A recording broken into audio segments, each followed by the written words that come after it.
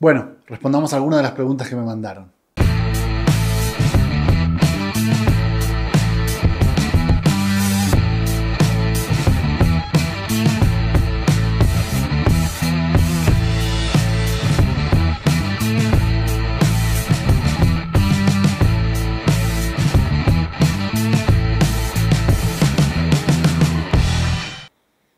Hola a todos, ¿cómo están? Bienvenidos a un nuevo video del canal.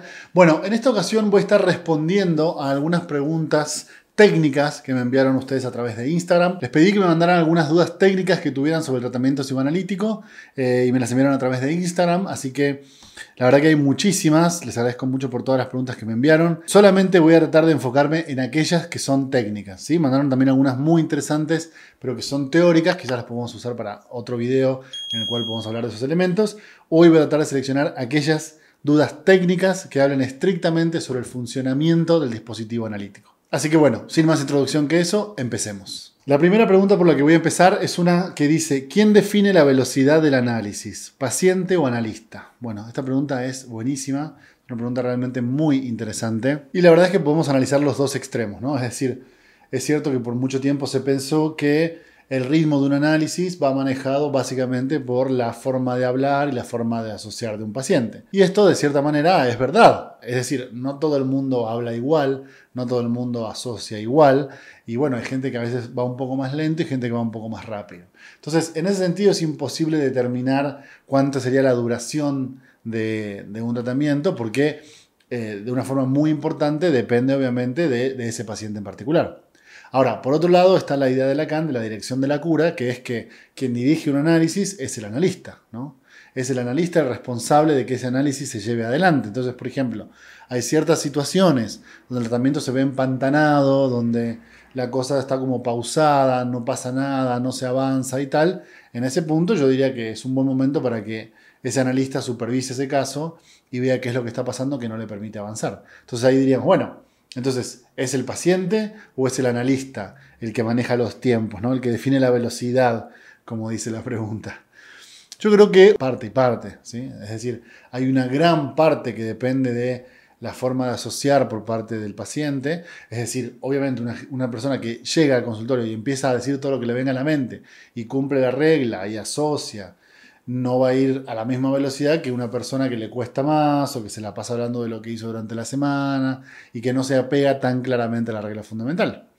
Pero ahora bien, también es cierto que las intervenciones del analista, la forma en que lo pueda redirigir a la regla de asociación libre, los momentos que tenga este analista, las velocidades que tenga este analista para leer, para escuchar, para intervenir, también obviamente va a determinar cuál es la duración de un análisis. Así que en este caso específico yo diría los dos. ¿Cómo se da el paso al diván? Bueno, es interesante. Para mí el diván es una herramienta técnica, ¿sí? Es decir, yo en ese sentido lo tomo bastante como lo pensaba Freud. Para mí el diván es una herramienta técnica que tiene ciertos beneficios técnicos que Freud enumera en varios de sus textos y algunos de ellos podrían ser, bueno, por un lado, el hecho de no mirar cara a cara al analista, entonces poder estar un poco más libre para decir ciertas asociaciones que quizás mirando la cara al otro te daría vergüenza. Por otro lado, uno tiene una posición muscular, como decía Freud, relajada. Entonces, bueno, eso también permite que uno solamente se concentre en las cosas que le vienen a la mente y poder decirla. También el hecho de que el paciente no observa las reacciones del analista, ¿no? Cosa que a veces hay cosas que dice la gente que a veces nos puede generar sorpresa, ¿no? O nos puede causar gracia. Y Freud dice, bueno, una de las ventajas es que el paciente no ve la reacción natural del analista y entonces eso le permite que pueda seguir asociando libremente. Obviamente yo voy a responder esta pregunta igual que todas las otras preguntas que voy a responder desde mi punto de vista, ¿no? Seguramente habrá un montón de analistas en los comentarios como siempre que saben muchísimo más que yo sobre todo y tienen mejores respuestas a las preguntas. Lo único que yo voy a poder ofrecerles aquí es mi opinión. Me parece que el paso al diván se puede dar en el momento en que uno se dé cuenta que el paciente no está directamente hablándoles a ustedes, sino que está empezando a asociar libremente. Hay ciertas pistas técnicas que uno puede observar incluso en el comportamiento del paciente para dar cuenta de que eso está sucediendo. Por ejemplo, Es muy característico al inicio del análisis que el paciente te mire mientras te habla, ¿no? En el sentido como uno se dirige generalmente, en cualquier otro ámbito que no sea el analítico. Es decir, uno mira a la persona a la que está hablando y le habla. Con el paso del tiempo, y sobre todo si va siguiendo una regla fundamental, pueden ir dándose cuenta que la mirada del paciente ya no está dirigida hacia ustedes, ¿sí? Hay momentos donde mira para otro lado, hay momentos donde mira para enfrente. Yo igual siempre les sugiero poner ya sea los sillones de frente a frente o la silla o lo que usen para las primeras sesiones que no sean en diván, no ponerlas directamente enfrentados, sino ponerlas con una cierta diferencia, ¿sí? Lo que permita al paciente, si no quiere mirar directamente la cara del analista, puede mirar, por ejemplo, para el frente. Pero es muy característico que empiecen a mirar para enfrente, o a mirar para arriba, o a mirar para otro lado. Otra cuestión que he notado bastante es que la gente se empieza a deslizar en el sillón, ¿sí? Es decir, las primeras sesiones uno se sienta y habla sentado. A medida que va pasando este proceso que yo les digo, la gente se empieza como a deslizar cada vez más hacia abajo, a tomar posiciones cada vez más cómodas. Y ese puede ser otro indicio de que es un buen momento para pasarlo al diván en ese mismo sentido, ¿no? Que pueda realmente acceder a una posición más cómoda, que es la que está buscando naturalmente su cuerpo. Pero bueno, en términos estrictamente simbólicos, lo que yo diría es poder darse cuenta que en realidad no está hablándonos a nosotros, sino que realmente está asociando libremente, casi hablando como si no hubiera nadie más en ese consultorio. Ok, una pregunta más. Hola Juan, acerca de la interpretación en Lacan. Leer a la letra, equivocar el sentido, algún ejemplo. Bueno, esta pregunta es muy interesante.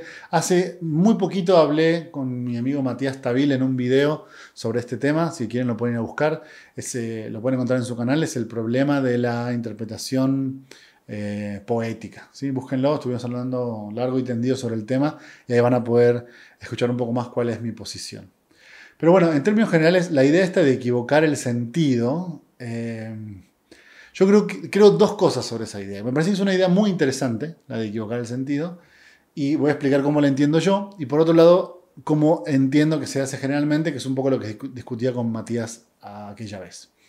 Yo siento que se ha entendido equivocar el sentido en los términos de utilizar metáforas poéticas, ¿no? O sea, relacionar poéticamente los términos en un sentido estrictamente metafórico, ¿no? A veces usando juegos de palabras, a veces usando palabras que suenan similar. Y según me explicaba Matías aquella vez, con una idea bastante interesante, es la de tratar de no fijar el sentido y de no dar cuenta de que algo significa algo, ¿no? Este punto es muy interesante porque justamente esa es la teoría de Lacan. Ahora, yo no creo que equivocar el sentido, de esta forma que estoy explicando, o utilizar metáforas poéticas sea la mejor manera de hacer eso. Como yo entiendo la idea esta de equivocar el sentido es dar cuenta de la potencia del significante. Dar cuenta de cómo funciona un significante, ¿sí? Que es que en realidad ningún significante significa nada en sí mismo y siempre tiene que estar puesto en relación con otro significante. O sea que el significante en tanto tal no significa nada. Para mí, eso se puede hacer dentro del consultorio, no necesariamente utilizando metáforas poéticas o haciendo juegos de palabras, sino abiertamente preguntar por cada una de las palabras, por ejemplo, ¿no? Si un paciente dice alguna palabra, preguntar por esa palabra, tratando de generar la idea de que no necesariamente eso significa lo que tiene que significar, sino que además puede significar otra cosa. Entonces lo que yo creo que se hace de esa forma es desplegar el sentido del significante. No creo que la interpretación poética o metafórica sea la única forma de hacerlo. Bueno, una pregunta más. Sobre el cierre de las sesiones. He oído los que dicen que hay que dar un cierre y otros que hay que cortar. Bien, bueno. Ustedes saben que en el pensamiento clásico del psicoanálisis, por llamarlo de alguna forma, Freud proponía que la sesión debe durar lo que dura un cigarro, ¿no? Entonces, él solía tener sesiones de aproximadamente 1 hora, a veces un poquito menos, y en ese caso se trataba de que en esa hora más o menos se hablaran los temas que se iban a analizar aquella sesión y no pierdan de vista que para Freud las sesiones eran todos los días. Entonces, si algo quedaba pendiente, al día siguiente se podía retomar. Después llegó el pensamiento kleiniano a la IPA y, bueno, por algunas ideas sobre cuestiones identificatorias y rivalidad y demás, proponían que el análisis durara 45 a 50 minutos para que diera tiempo en esos 10-15 minutos de que el paciente anterior se fuera y el paciente nuevo llegara, ¿sí? Que no se cruzaran. Era una de las ideas que proponían los kleinianos, ¿no? Que no se cruzaran en la entrada del consultorio. Esto lo digo porque también había ese tiempo para tratar de analizar los temas centrales de la sesión y dejarlos relativamente cerrados, ¿no? Con la propuesta de Lacan de la escansión, es decir, la duración variable de la sesión, es decir, que una sesión ya no dura ni 1 hora, ni 45, ni 50 minutos, sino que no sabemos cuánto dura, ahí el punto se modifica abiertamente, ¿sí? Ustedes no tienen que perder de vista que la escansión no es únicamente la idea de corte, como se plantea muchas veces, a veces cuando se habla de Lacan. Lacan no se refiere estrictamente al corte, sino se refiere a que la escansión es un modo más de intervención. Hay muchos modos de corte dentro del dispositivo lacaniano. La interpretación puede ser una, ¿no? Decir algo puede ser otra. La escansión es una intervención más. ¿Qué significa escandir? Bueno, que en cierto punto del discurso del paciente uno interrumpe porque hay algo de ese punto que colocando ahí una coma, un punto y aparte, genera cierto sentido que es importante que el paciente tenga en cuenta, ¿no? Ahora bien, tampoco pierdan de vista que Lacan a veces cuando practicaba, sobre todo al final de su carrera, cuando practicaba ya sesiones ultra cortas, a veces de 5, 10, 15 minutos, había gente que tenía más de una sesión por día, ¿sí? Entonces, bueno, también piensen lo mismo, o sea, no es lo mismo tener... Ahí es donde yo creo que uno tiene que tomar lo que otros autores nos han enseñado, pero al mismo tiempo ser inteligente, ¿no? Es decir, no es lo mismo tener 3 sesiones por día de 15 minutos con escansiones del tiempo de la sesión, o sea, interrumpir la duración de la sesión diciéndole con esto vamos a dejar, a tener una sesión por semana haciendo lo mismo, ¿no? Entonces, yo creo que ahí lo que uno tiene que hacer es entender, incluso si uno es lacaniano, entender que la interrupción temporal de la sesión no es la única forma de generar un corte, ¿sí? Hay otras formas de generar corte, como señalar, como preguntar, como interpretar, ¿sí? Entonces, uno puede ser perfectamente un lacaniano sin llevar a cabo sesiones de duración variable. Entonces, no digo que trabajen 45 minutos como tal, ¿no? Pero bueno, ustedes pueden agendar sus pacientes cada 45, cada 1 hora y saber que en ese tiempo la sesión puede durar variablemente el tiempo que les lleve a cabo. Ahora bien, entiendan también que interrumpir la sesión no es la única forma de intervenir. O sea, no hace falta que ustedes estén callados toda la sesión y solamente interrumpan cuando es el final. Entonces me parece que entre dar un cierre a la sesión y cortarla, como dice tu pregunta, podés decidir cualquiera de los dos mecanismos. Intervenciones según Lacan versus Freud, similitudes y diferencias. Bueno, un poco lo que mencionábamos recién, ¿no? Freud tiende a hacer intervenciones en el sentido de pequeñas interpretaciones y llega un momento donde hace una gran interpretación, como lo pueden ver claramente en sus historiales clínicos. Y en Lacan la cosa es un poco distinta. Lacan tiene un estilo mucho más de ir soltando algunas palabras, de ir diciendo algunas frases. Además, introducir el hecho de la sesión de duración variable.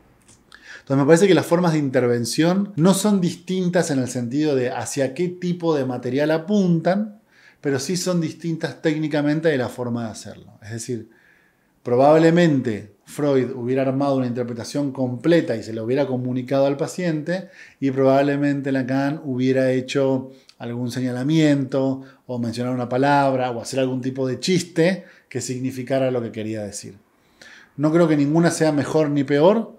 Lo único que les sugiero es que ustedes traten de identificar cuál es la que va mejor con su personalidad. Pues lo más importante de todo es sentirse cómodo con la forma en la que uno practica el psicoanálisis. Una pregunta más.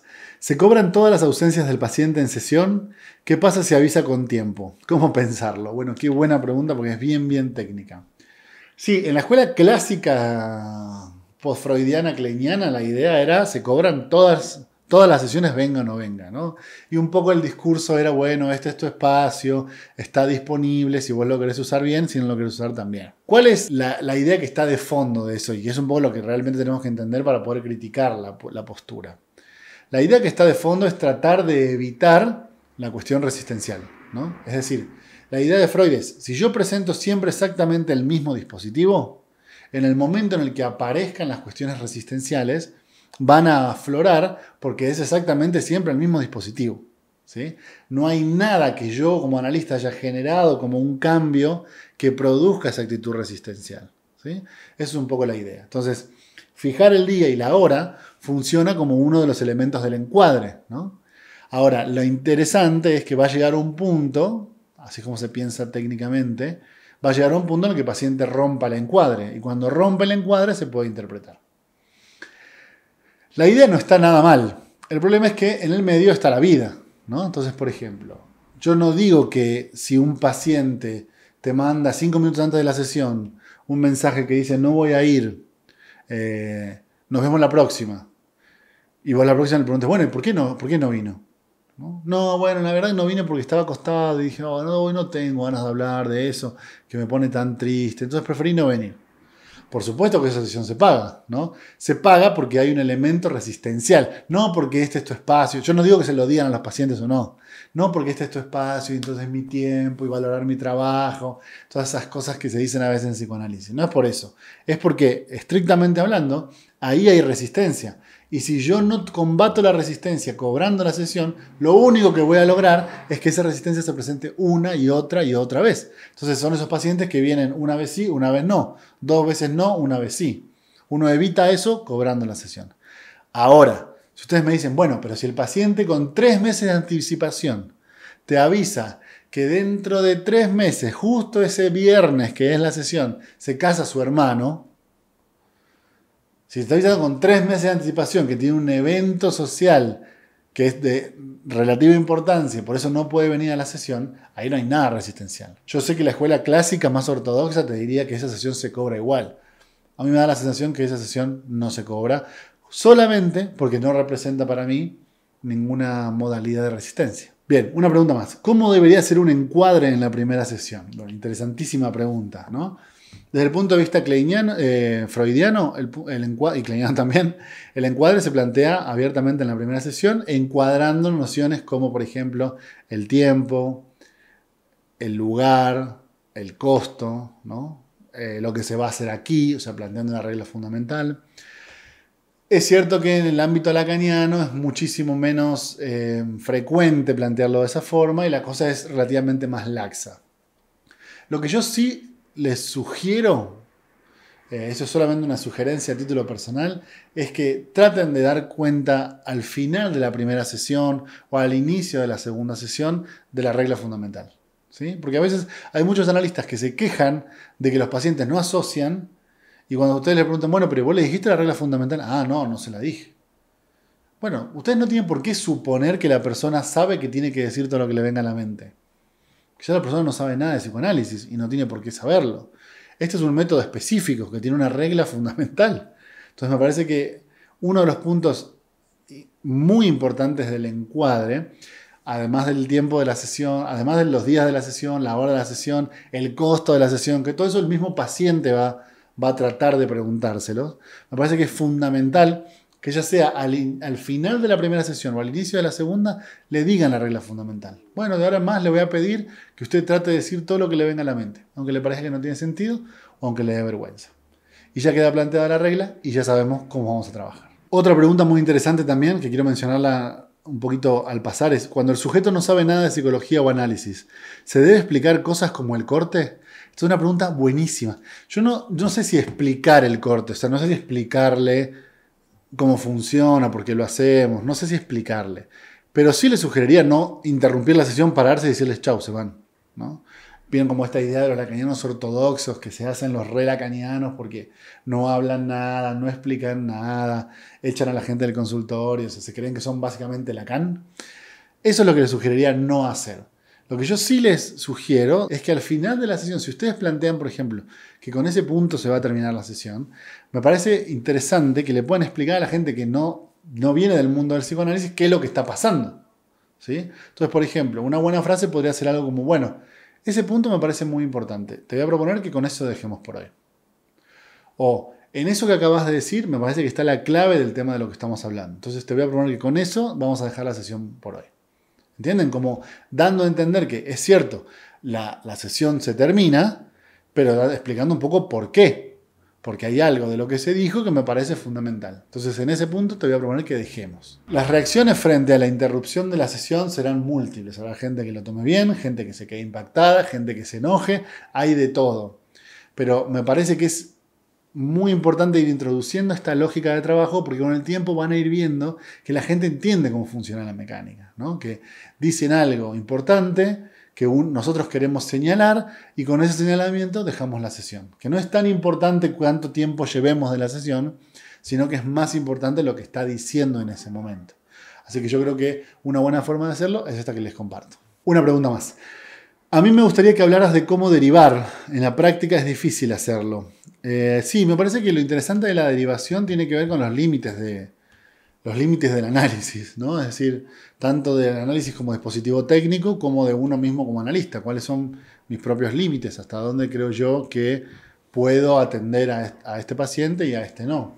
Me parece que una idea muy, muy interesante que yo le escuché a un profesor cuando estaba en la facultad, que la practican varios analistas y Freud también la propone, es la idea de hacer como, no decirlo abiertamente, pero así hacer como unas pequeñas entrevistas, ¿no? Digamos, en el sentido de saber si uno va a poder atender a ese paciente o no. No sé cuál sea la razón por la cual alguien podría no atender a un paciente, ¿no? Pero eso no estamos hablando ahora. Lo que estamos hablando es, supongo que ustedes ya decidieron que por algo no lo pueden atender.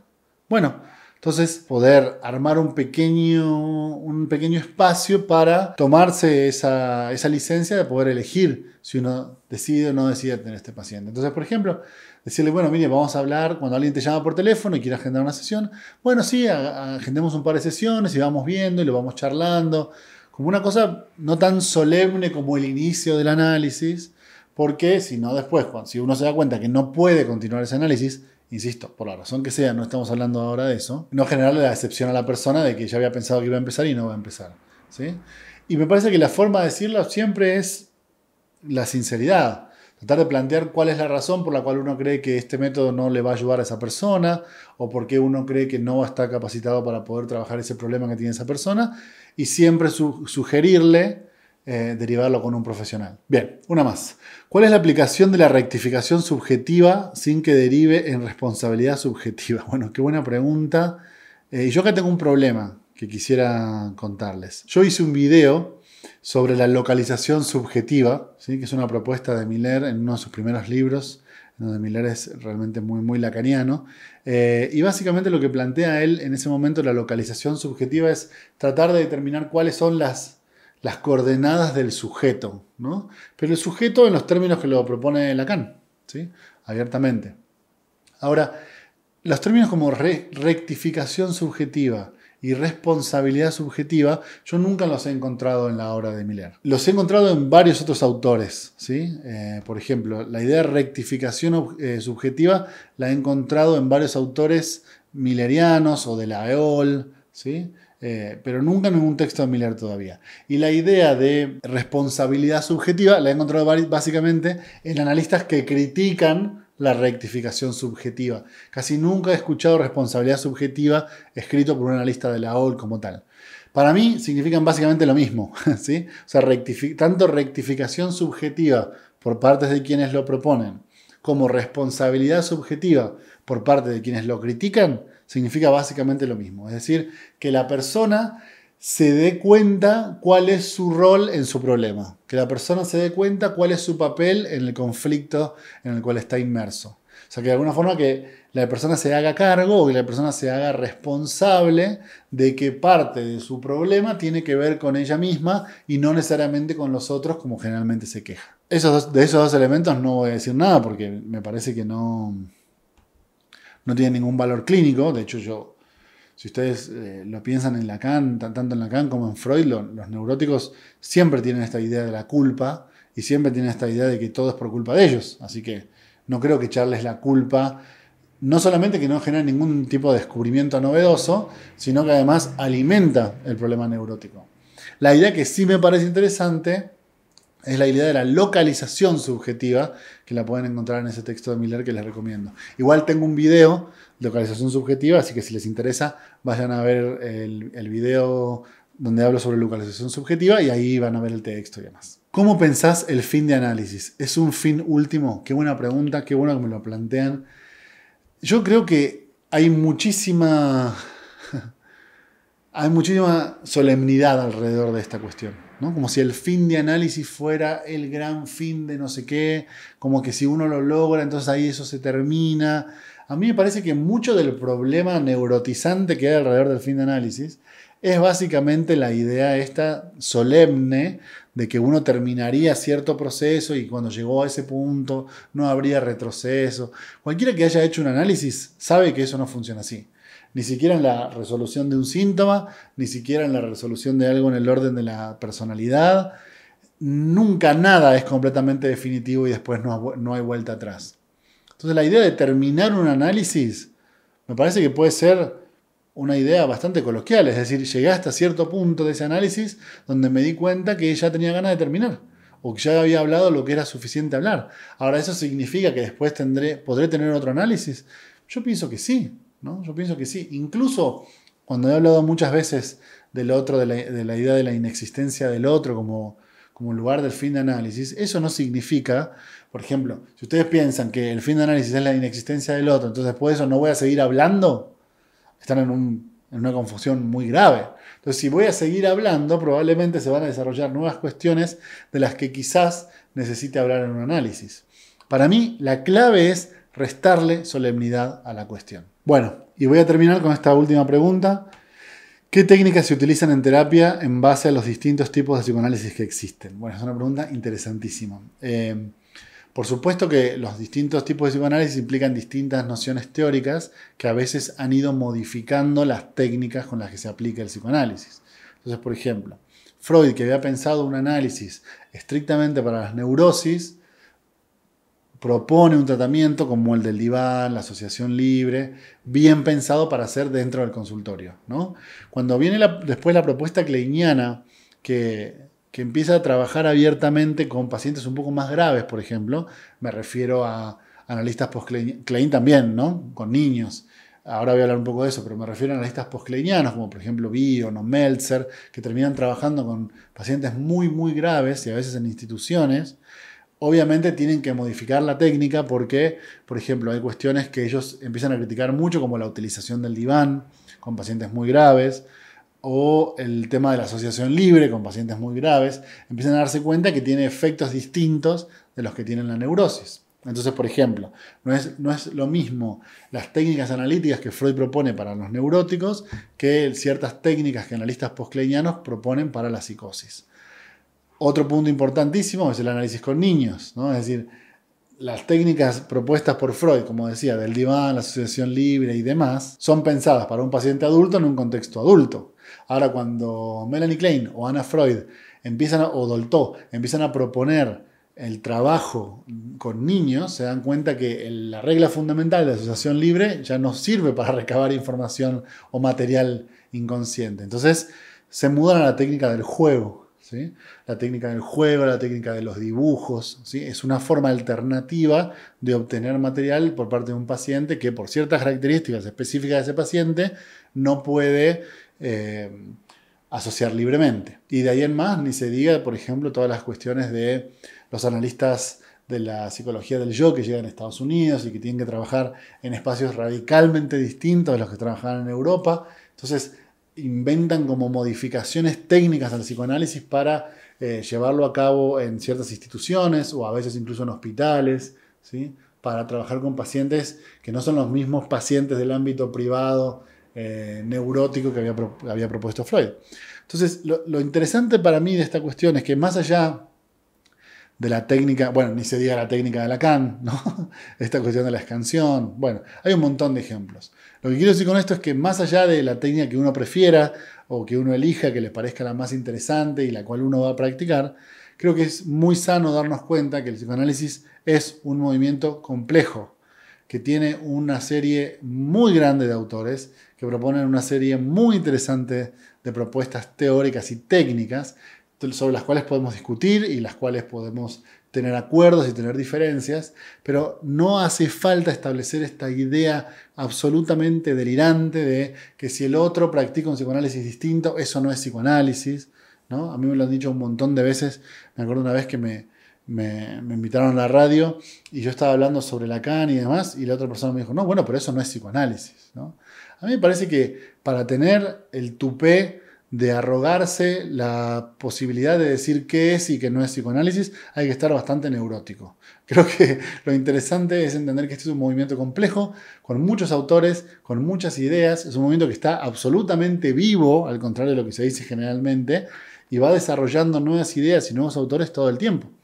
Así que lo interesante es tomarlas, ponerlas en contraposición, elegir la que a uno le parezca mejor y seguir participando de este debate que, como les decía recién, se mantiene absolutamente vivo. Pero bueno, con eso vamos a dejar el video por hoy. Disculpen todos los que no pude leer sus preguntas, pero tampoco quería que me quedara tan largo el video. Seguramente les propongo que vamos a hacer otro video al respecto en otro momento. Espero sus preguntas y comentarios acá abajo. Y como siempre, les pido que se suscriban para que nos veamos en un nuevo video de este canal. Que estén muy bien.